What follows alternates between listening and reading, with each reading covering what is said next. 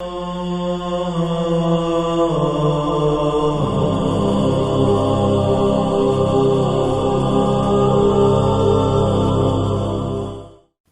باللہ من الشیطان الرجیم بسم اللہ الرحمن الرحیم وبہ نستعین وہو خیر ناصر ومعین والصلاة والسلام علی رسولہ الکریم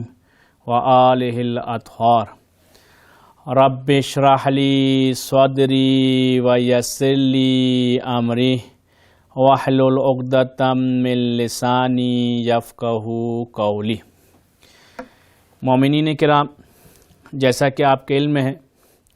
کہ اس سیگمنٹ میں مسائل فقہی کو بیان کیا جاتا ہے جو کہ آیت اللہ سیستانی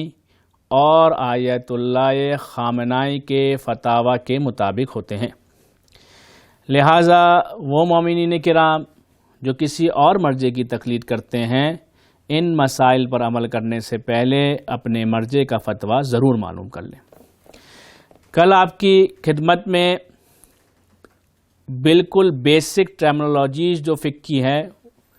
جو بالکل بنیادی اصطلاحات ہیں، اسے بیان کیا تھا کہ انسان جب کوئی بھی فعل یا کوئی بھی کام انجام دیتا ہے تو شریعت، دین خداوند اس پہ سے 5 میں سے کوئی ایک حکم اس پر لگاتی ہے۔ یا وہ شریعت کی نگاہ میں فعل واجب ہوتا ہے، یا وہ مستحب ہوتا ہے، یا وہ حرام ہوتا ہے، یا وہ مکروہ ہوتا ہے، یا وہ مباح ہوتا ہے۔ اسی سے ریلیٹڈ ایک سوال پیش کیا گیا، کہا کہ جب آپ نے بالکل بیسک ٹرمنالوجیز، بنیادی اصطلاح کو بیان کیا ہے، تو مکلف کی بھی اگر وضاحت ہو جائے، کیونکہ میں نے چند دروس میں اس لفظ کو بولا بھی ہے اور اس اصطلاح کو استعمال بھی کیا ہے، تو اگر اس کی بھی وضاحت کر دی جائے تو لوگوں کے لیے آسانی ہو جائے گی۔ تو یہ مکلف سے کیا مراد ہے؟ جب یہ کہا جاتا ہے کہ مکلف کی ذمہ داری یہ ہے یا مکلف کو یہ کرنا چاہیے، تو اس سے کیا مراد ہے؟ یعنی مکلف سے کیا مراد لیا جاتا ہے؟ دیکھیں، مکلف کے اگر میں لغوی معنوں کو چھوڑتے ہوئے سادہ انداز میں سے بیان کرنا چاہوں تو مکلف اس شخص کو کہتے ہیں کہ جس کے اوپر احکام شریعہ کو بجا لانا ضروری ہوتا ہے، یعنی اس پر واجب احکام واجب آتے ہیں، یعنی چند واجبات کو اس نے انجام دینا ہے، حرام کاموں سے بچنا ہے، مستحب کام کو انجام دینا چاہتا ہے تو وہ انجام دے، مکروہ سے بچنا چاہتا ہے تو بچے، یعنی جس پر خداوند متعال کی جو تکالیف ہیں، جو حکم خداوندی ہیں، احکام شرعیہ ہیں، وہ اس کے اوپر لاگو ہوتے ہیں، یعنی اسے انجام دینے ہوتے ہیں۔ تو اس شخص کو کہتے ہیں مکلف، جس کے اوپر تکلیف آتی ہے، تکلیف یعنی احکام جس کے اوپر آتے ہیں، جس کو بجا لانا اس کے اوپر ضروری ہوتا ہے۔ تو یہ مکلف کب بنتا ہے انسان؟ تو تمام فقہی کتابوں میں اور اکثر فقہا نے، بلکہ تمام فقہا نے اس کی 3 بنیادی شرط بتائی ہے کہ اگر کسی شخص کو مکلف کہا جاتا ہے تو اس میں 3 شرطوں کا ہونا بہت زیادہ ضروری ہے، بلکہ ضروری ہے۔ وہ 3 شرطیں کون سی ہے؟ اس میں سب سے پہلی شرط کہ انسان عقل کی ہے، یعنی انسان عاقل ہو۔ یعنی اگر کوئی شخص دیوانہ ہے، اگر کوئی شخص پاگل ہے تو اس پر جو ہے وہ احکامات دینی جو ہے وہ جاری نہیں ہوتے، یعنی اس کو مثلا اس کے اوپر نماز پڑھنا واجب نہیں ہے، روزہ رکھنا واجب نہیں ہے۔ یا اسی طریقے سے دوسری شرط عقل کے بعد قدرت کی، یعنی انسان قادر ہو، یعنی اس کے لیے یہ پاسبل بھی ہو، اس کے لیے یہ امکان رکھتا ہو کہ اس احکام کو وہ بجا لا سکے۔ یعنی ہمارے یہاں ایک ٹرمنالوجی یوز ہوتی ہے فقہ کے اندر، تکلیف ما لا یطاق، یعنی وہ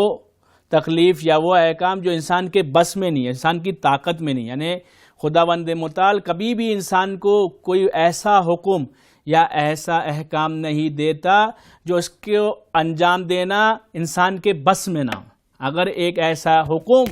جس کو انجام دینا، جس کی بجا آوری انسان کے لیے ممکن نہیں ہو تو وہ اس پر وہ احکام نہیں آتے۔ یعنی مکلف بننے کے لیے دوسری شرط جو ہے وہ قدرت کے، کہ انسان قادر ہو۔ مثال کے طور پہ اگر کوئی شخص بے ہوش ہے، دیگر اس وقت جو ہے وہ اس کے لیے بس میں نہیں ہے، بے ہوشی کی حالت میں ہے، وہ کانشیس نہیں ہے، وہ ہوش میں نہیں ہے کہ کوئی تکلیف یا کوئی حکم کو بجا لا سکے. یہ تو بالکل قدرت سے باہر والی مثال ہو گئی. یا اگر تدریجاً یعنی تھوڑا سا ایک درجہ جو ہے وہ ہلکا ہو کے یا سبک ہو کے جو ہے مثال دی جائے ایک احکام کی، مثلا نماز، اصل نماز جو ہے وہ کھڑے رہ کے پڑھنا ہے، اور ایک شخص ایسا ہے جو کھڑے رہ کے نماز نہیں پڑھ سکتا، اصلا اس توان ہی نہیں رکھتا ہے، اس کے لیے پاسبل ہی نہیں ہے کہ وہ کھڑے رہ کے نماز پڑھ سکے. تو اس صورت میں جو ہے کھڑے رہ کر نماز پڑھنا اس کے ساکت ہو جاتی، بلکہ وہ بیٹھ کر جو ہے وہ نماز پڑھے گا. تیسری شرط مکلف ہونے کی، پہلی شرط ہوئی عقل یعنی انسان کا عاقل ہونا، دوسری قدرت یعنی انسان قادر ہو اس کو احکام کو بجا لانے میں، تیسری اہم شرط جو ہے وہ ہے انسان کا بالغ ہونا، بلوغ یعنی انسان بالغ ہو. یعنی جو شخص نابالغ ہے، ابھی جو ہے وہ بلوغ کے سن تک نہیں پہنچا ہے، اس پر تکلیف نہیں آتی ہے، اس پر احکام شرعیہ نہیں آتے. بالغ ہونے کی معمولاً تین حالتیں بیان کی جاتی ہیں کہ تین طریقوں سے انسان جو ہے وہ اگر کوئی ایک طریقہ یا کوئی ایک حالت بھی جو ہے وہ پوری ہو جائے تو انسان جو ہے وہ بالغ ہو جاتا ہے. باقی جو ہے میں آپ کے سامنے سب سے مشہور جو ایج کے اعتبار سے اسے بیان کروں گا، باقی اگر کوئی دو دیکھنا چاہتا ہے تو وہ فقہی کتابوں کی طرف رجوع کر لے، توضیح المسائل میں سے بیان کیا گیا ہے. وہ ہے ایج کے اعتبار سے انسان کب بالغ ہوتا ہے، عمر کے اعتبار سے انسان کب بالغ ہوتا ہے. تو وہ پسر کے لیے یعنی جو ہے وہ لڑکے کے لیے جو ہے وہ 15 سال قمری جو اسلامی مہینے ہیں اس کے حساب سے جو ہے وہ اسلامی کیلنڈر کے حساب سے وہ 15 سال کا ہو، اور لڑکی کے لیے جو ہے وہ اسلامی اعتبار سے 9 سال کا ہونا. اس میں جو بہت زیادہ کامن مسٹیک دیکھی گئی ہے، لوگ انگلش کیلنڈر کے اعتبار سے یعنی جنوری، فروری، اپریل، مارچ کے اعتبار سے جو ہے لوگوں کو کیلکولیٹ کرتے ہوئے دیکھا ہے کہ ابھی تو ہماری 14 برتھ ڈے ہے، ابھی تو ہماری 15 برتھ ڈے ہے، ہماری ابھی 7 برتھ ڈے ہے. تو یہ جو ہے مشکل کر دے گا. کیونکہ جو اسلامی کیلنڈر ہے وہ انگلش کیلنڈر کی نسبت ہر سال جو ہے وہ 10 دن 21 گھنٹے اور 17 سیکنڈ کم ہوتا ہے. یعنی جو اسلامک ایئر ہے وہ انگلش کیلنڈر سے 10 days 21 hours اور 17 سیکنڈ جو ہے نا وہ چھوٹا ہے. تو اگر آپ اس طریقے سے یہ نکالنا چاہیں کہ انگلش ڈیٹ کے اعتبار سے 15 سال قمری کب ہوتے ہیں، تو وہ بنتے ہیں 14 سال 6 مہینے 22 دن 2 گھنٹے 44 منٹ اور 27 سیکنڈ. اب یہ یاد نہیں رہے تو آپ خود ہی کیلکولیٹ کر لیجئے گا. بہرحال میں لکھ کے لایا تھا کہ اگر کوئی اسے دیکھنا چاہے تو یہ جو 15 سال ہیں 14 سال 6 مہینے 22 دن 2 گھنٹے 44 منٹ اور 27 سیکنڈ بنتے. اور لڑکی کے اعتبار سے یہ جو 9 سال قمری ہے انگلش ڈیٹ کے اعتبار سے، انگلش ایئر کے اعتبار سے کب ہو جاتے ہیں؟ 8 سال 8 مہینے 27 دن 8 گھنٹے 46 منٹس اور 11 سیکنڈ. تو بہرحال اگر آپ نے یاد رکھنا ہے تو اس طریقے سے یاد رکھ لیں کہ ہر سال جو ہے 10 دن 21 اور 17 سیکنڈ جو ہے وہ چھوٹا ہوتا ہے. پھر اسے آپ خود جو ہے وہ ملٹیپلائی کر لیں گے تو آپ کے پاس جو میں نے بتایا وہ آپ کے پاس آ جائے. تو جب انسان جو ہے وہ لڑکا 15 سال کا ہو جائے یا لڑکی 9 سال کے ہو جائے تو وہ جو ہے وہ بالغ ہو جاتی ہے یا جو ہے وہ بالغ ہو جاتا ہے. اور جب وہ بالغ ہو گیا اور وہ عاقل بھی ہے اور وہ جو ہے وہ قدرت بھی رکھتا ہے تو مکلف بن جائے گا، یعنی اس کے اوپر احکام شرعی جو ہے وہ آئیں گے.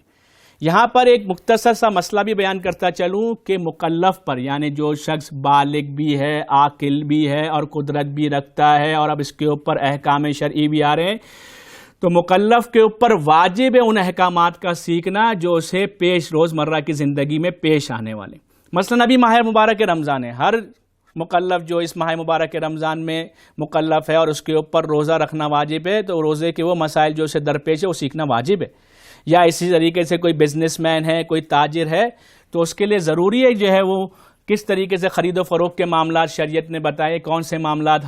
جو ہے وہ حرام ہیں، کن چیزوں کا خیال رکھنا ضروری ہے معاملات میں، وہ سیکھنا اس پہ واجب ہو جائے گا. ایک آخری مسئلہ روزے کے اعتبار سے، جو تازہ بچے یا بچیاں بالغ ہوتی ہیں، نارملی یہ مسئلہ جو ہے وہ لڑکیوں میں آتا ہے کیونکہ بہرحال لڑکا پھر بھی 15 سال میں بالغ ہو رہا ہے جبکہ لڑکی جو ہے وہ 9 سال میں بالغ ہو رہی ہے. تو آیا جب وہ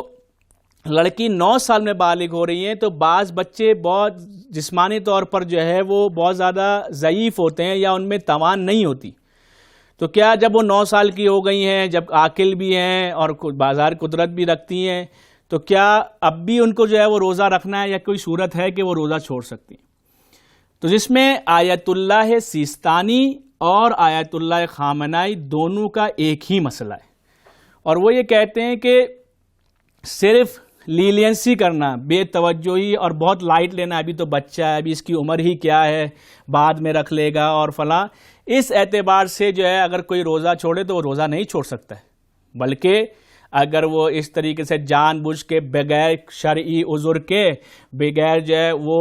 وہ عذر یا وہ استثناء یا وہ وجہ جس کی وجہ سے شریعت اجازت دیتی ہے روزہ چھوڑنے کی، ایسی کوئی وجہ نہیں ہے، اور جان بوجھ کے روزے کو چھوڑ رہی ہے یا چھوڑ رہا ہے، تو نہ صرف اس نے قضا کرنی ہے بلکہ کفارہ بھی دینا ہے۔ لیکن